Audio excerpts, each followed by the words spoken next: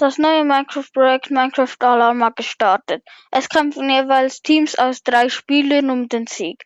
Jeder hat nur ein Herz, das erfordert natürlich Strategie und gute Zusammenarbeit. Willkommen bei Minecraft Alarm. Was ist genau Minecraft Alarm? Minecraft Alarm ist ein PvP-Projekt. Man hat pro Tag nur 1 Stunde Spielzeit, um sich auf die Kampfphase vorzubereiten.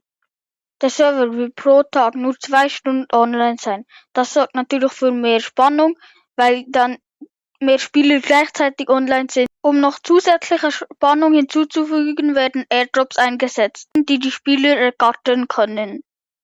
Der Nether und die Overworld ist offen. Man darf aber keine Stärke 2 Tränke brauchen. Kommen wir jetzt zu den Teams.